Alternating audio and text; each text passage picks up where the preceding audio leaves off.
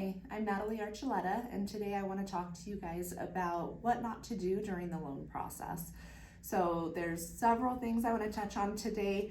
Probably not everything that you shouldn't do during the loan process, but the most common things that happen, I'm going to touch on today a little bit.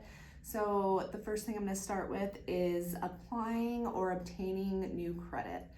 So if you are under contract to buy a home, basically you're pre-approved at your current credit, your current credit accounts, loans, installments, whatever you have on your credit, that's where you're pre-approved at, is your debt to income ratio as it currently is.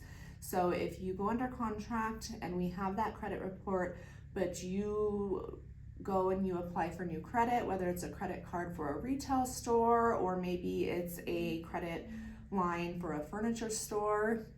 You know, I know that furnishing your new home is probably the best part of buying a new home. The funnest part of buying a new home is furnishing it, especially if you need appliances, you know, bedroom furniture, stuff like that. I know a lot of people get very anxious to go out and start getting those items, but don't do it during the loan process. Wait until after closing. You can go the day after closing and go do all of that stuff.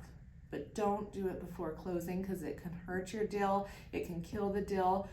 We've had instances where we've had to have people go return their furniture to get that liability off of their credit.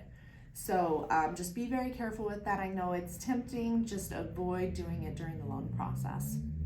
The next thing that we see happen quite a bit is don't purchase a new vehicle during the loan process.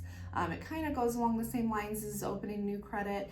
It is opening new credit, but a lot of people do this. They'll go buy a new car. It was a great deal. It was, you know, killer still. Like, don't do it during the loan process. I would avoid doing it if you know you're going to be shopping for a home within the next several months. If you know that you're going to be in the market to buy a home, avoid buying that new vehicle until after you purchase your new home.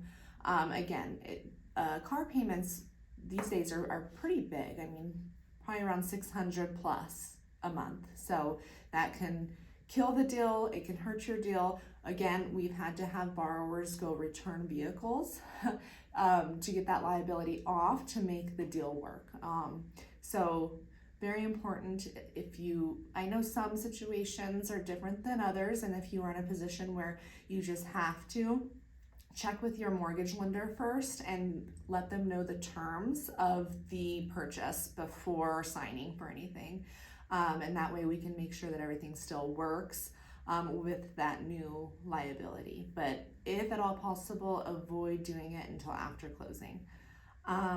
The next thing that's kind of a no-brainer, but it happens, and it's happened to myself a few times, is don't quit your job during the loan process. So again, your pre-qualification letter that you're given by your mortgage lender is based on your current employment, your current income, and your current credit. So if anything with any of those three things changes, then your pre-approval may not be good anymore. Like I said, it seems like a no-brainer not to quit your job during the loan process, but some people, they, you know, take a new job opportunity that they feel is better, or they switch schools if they're a teacher, or you know, they go from making salary or hourly income to now making straight commission. All of those things can kill the deal.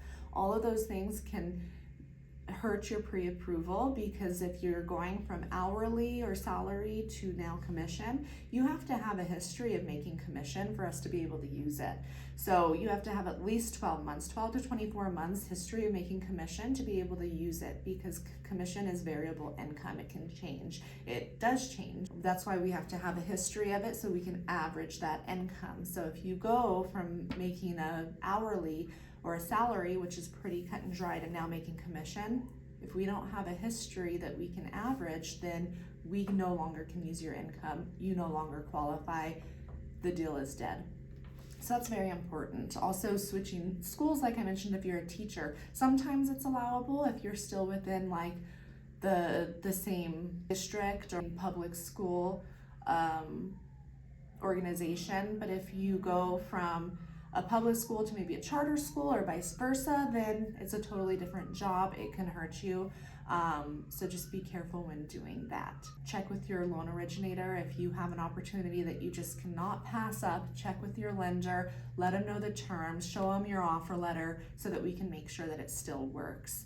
And that way, you know, it doesn't mess up your opportunity to buy your new home. So those are the main things, the 3 things I wanted to share. Big things, what not to do during the loan process. Do not apply or obtain new credit. Do not buy a new vehicle, and do not quit your job. Thank you so much, and I'll see you next time.